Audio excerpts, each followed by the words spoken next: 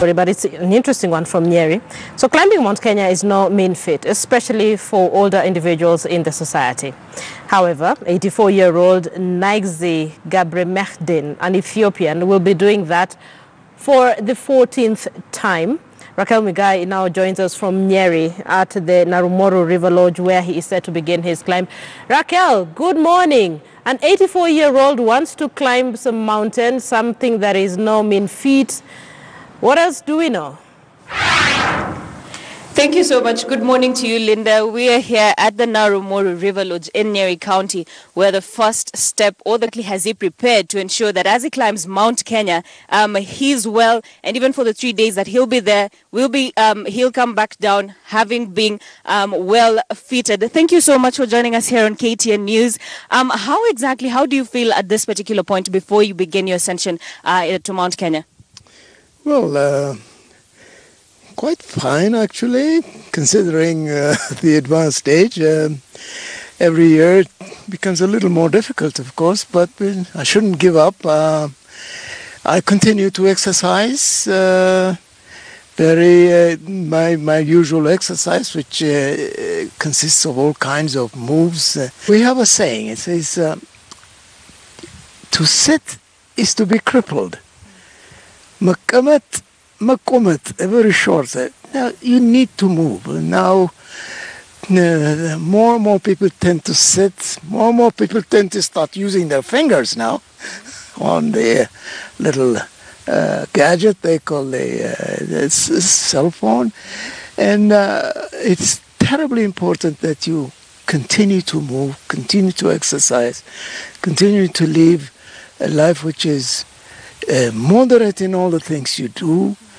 You shouldn't do anything to excess as such, and that's the life I have lived.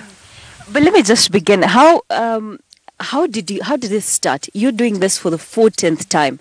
I personally haven't. I had no experience, although I was born in Ethiopia on a very high altitude, actually at 3,000 meters, which is more than 10,000 feet, and so therefore I have the physique of a mountaineer. The good Lord gave me a big chest, but probably also a small head. I'm not sure. But it started then in 1959. Thereafter, I had stopped a little. And then I moved to Kenya in 1974. And I started coming to Mount Kenya fairly regularly.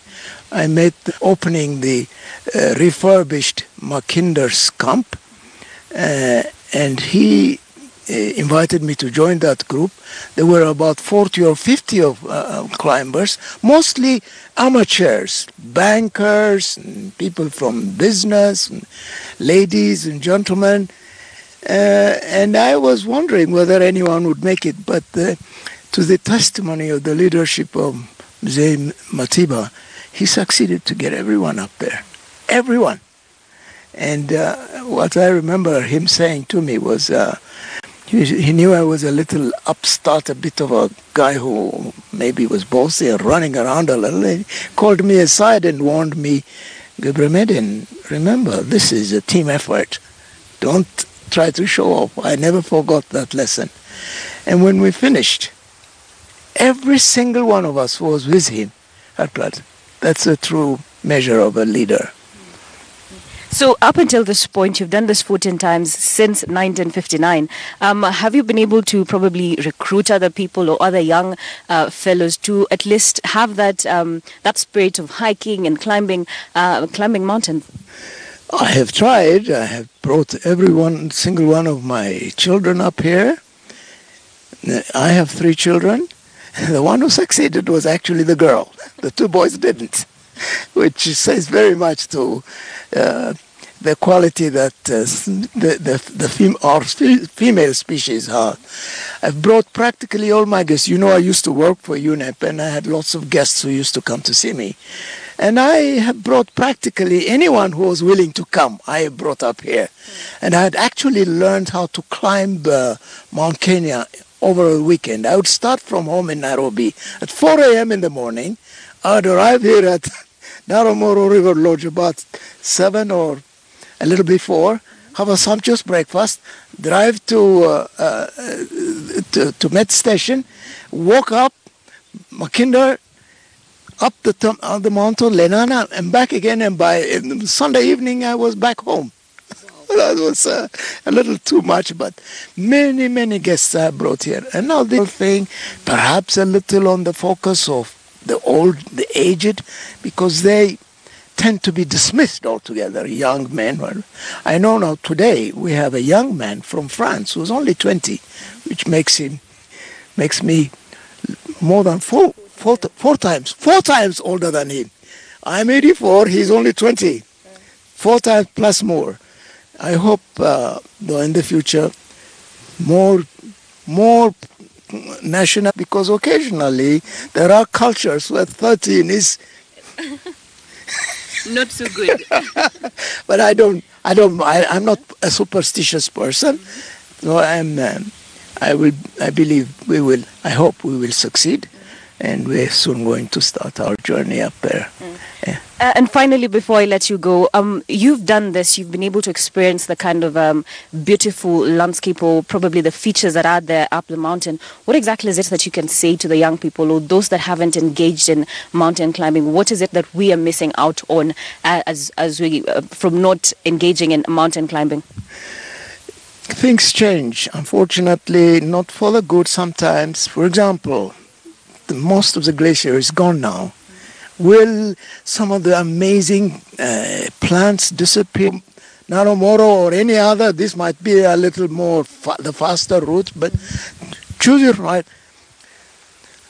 Continue to play with your fingers, but let the legs move. Come up there and enjoy this wonderful country, this beautiful country. Yeah.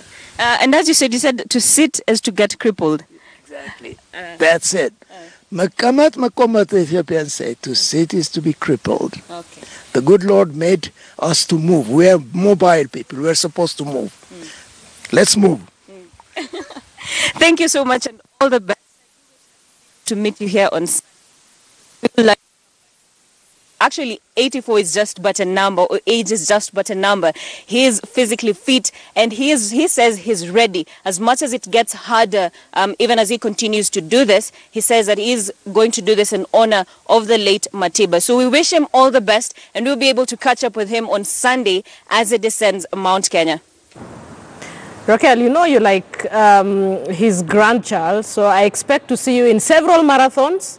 Because he says sitting down is to get crippled. And by the way, I do a lot of gymming, Raquel. I'm not like you, just so you know.